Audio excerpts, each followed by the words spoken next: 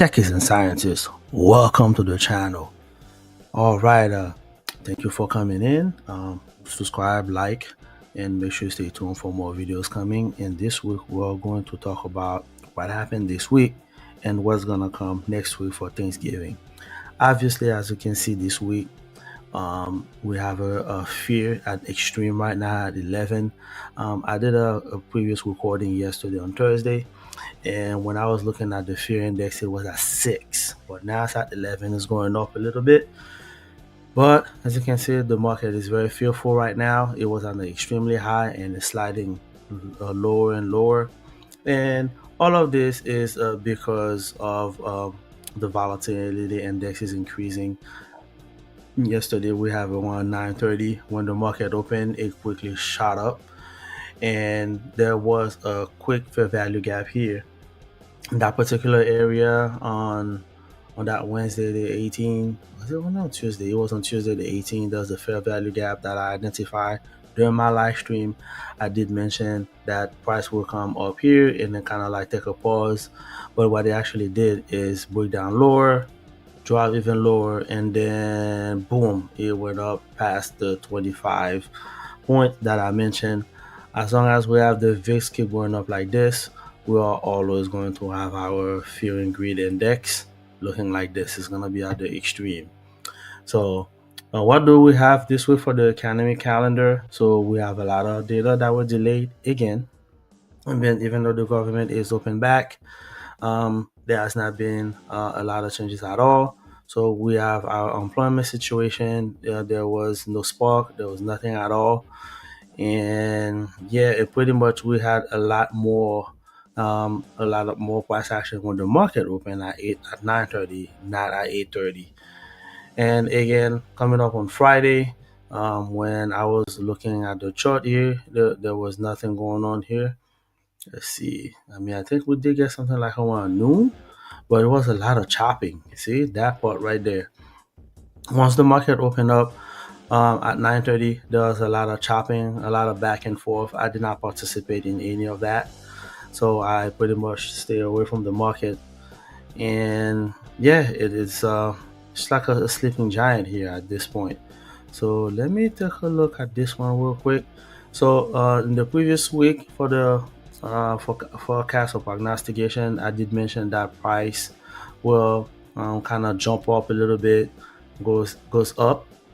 It will gap up on Sunday, meaning on Sunday, what day was that? So that was Sunday 16. So I did mention that on Sunday 16, price will gap up, and then it will get into this particular gap right here. Let me make sure I can drop to the daily so I can show you what I'm talking about.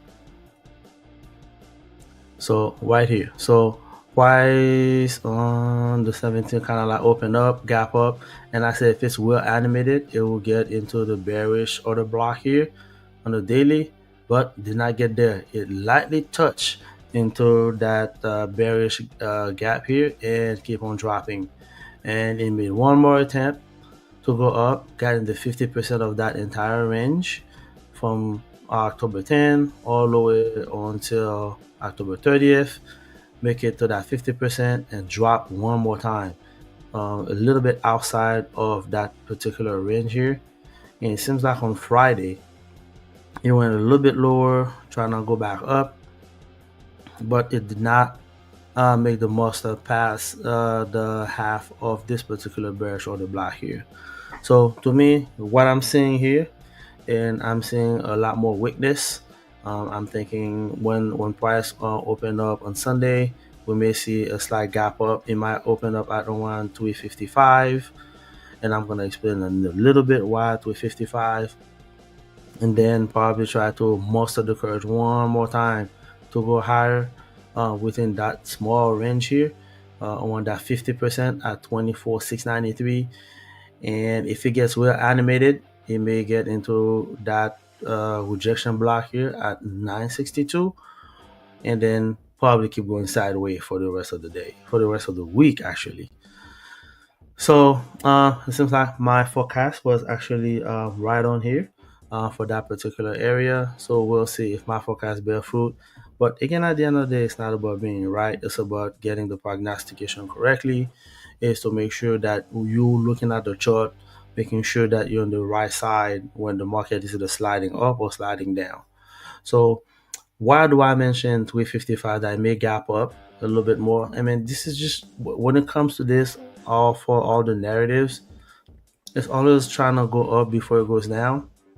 What I actually wanted to see today on Friday, I was expecting price to slide down a little bit, and then go back up, maybe around, and then kind of close at around 355, between 355 and 423. Why? Is because when you have a long protraction like this, going down on a weekly basis, for TGIF, it usually try to retrace 20 to 30% up. I mean, it did get very close to that 20%, but we'll take that. That 25, 20%. I think that's about right. I think it did a pretty good job of going lower, and then we traced a little bit higher there. So this is where we are right now. So we're definitely trading outside of that range here, and it seems like we are officially bearish. So I will officially call it that we are bearish. There's a high possibility that price may get animated and slide a lot lower to 23,452.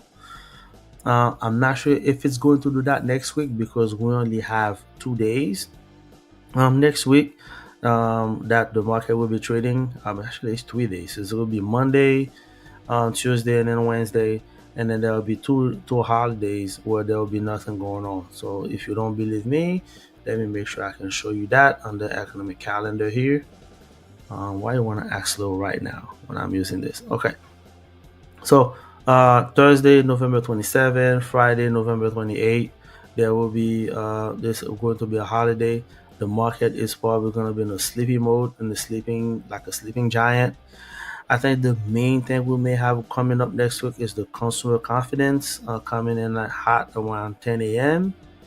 Um, there may be some action there, but like Wednesday, around 8:30, maybe 9:30, you may see some more action, and then maybe around 10 a.m. you may see some more action. Wednesday, watch out. It's gonna be one of those days where you may see something very similar to this.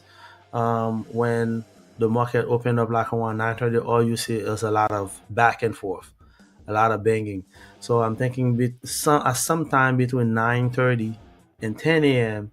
on Wednesday, you're gonna see a lot more of this. A lot of hesitation, a lot of wicks, a lot of price action. So be careful, tread lightly.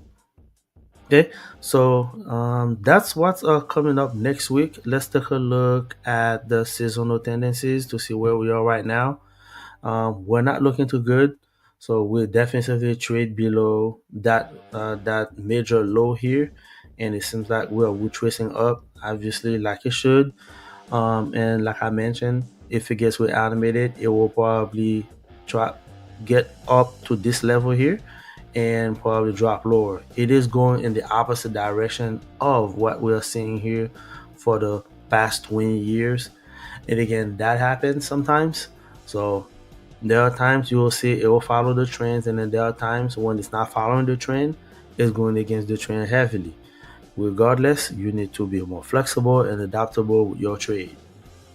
And the reason why I believe that we may be sliding a lot lower than anticipated for the next foreseeable days is because of this. Okay, so we do have here the dollar. We have a high, low, and a high, high, and price break below it, and it seems like it's been staying below it since May 19, and it's been going on a small consolidation, and it hasn't been really going up as much really for price to be sliding lower so much. It's telling you a little bit more about what's going on in the market. I mean, we have some small prices going up, and then you see the Nasdaq is pulling down so much more. I'm not anticipating that the dollar is gonna keep strengthening and keep going up unless something happens in the fall region on the east, or if we see a lot of geopolitical tension, where there's a lot of opportunity for people to make more money using the WAR. Unless we see that happen, I'm anticipating that price $4 is going to go up and reach that rejection block at around 109.79, and then it's gonna keep sliding lower. And as the dollar will keep going lower, upon reaching that area, and then you'll see Nasdaq start pulling back up again. When would that be? That'll be sometime somewhere mid-December, maybe going into January, February timeframe. And but that's a little bit too far ahead. But I'm thinking that price is gonna go up. And if we see a lot of candle keep pushing up, like it did here, so there's a high possibility that dollar may get strengthened. And if the dollar trade above, let's see here, 102.485, and it trade up and then sit right on top of it to go higher, man, yeah, we're gonna have a bad a year end and probably a bad 2026 for the first half. So I do not look forward to that. It'll be very disastrous. All right, now let's take a look at what's going on here with gold. Easy Gain, this is probably for you watching this. If you're watching this on the replay, so what we have right now. So when I was doing the live stream on Wednesday, I was kind of shocked that I see that gold actually did not pull higher than I thought. I mean, there's still a possibility for gold to go higher. The play that I wanted to see was price to go up, get above that gap here at 42.27, and then trade a little bit lower, sit right on top of that gap, and then keep punching higher, at least until the end of the year. But that's not what we saw.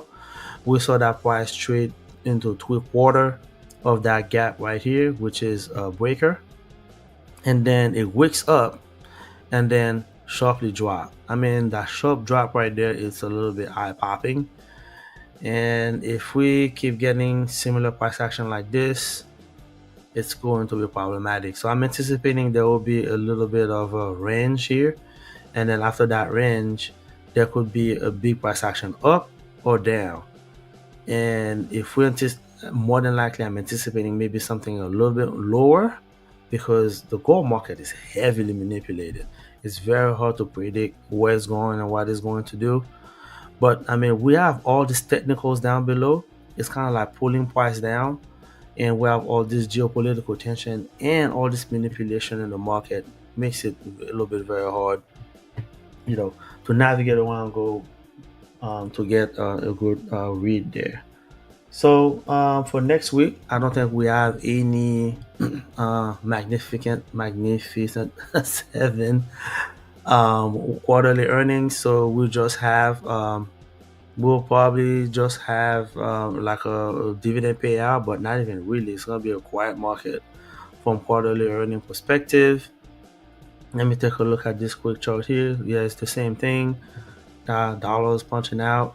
So yeah, so that's pretty much what I'm anticipating for next week. Price to trade up a little bit. Then after trade up, it's gonna go down, and then once it goes down, it's just gonna keep trading sideways for a little bit.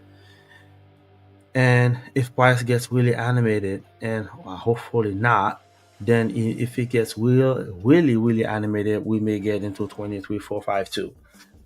Then from there, we'll be able to see what happened, what shakes up. Why 23,452 is because of this relative equal lows here. But I'll be very surprised if price even go a lot lower than that. But man, in this market, you never know. Anything is possible. So what I'll say coming up next week, tread lightly, be careful. It's gonna be a very sleepy market. Don't expect a lot of big major action.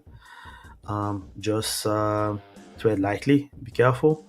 Until next time, happy trading.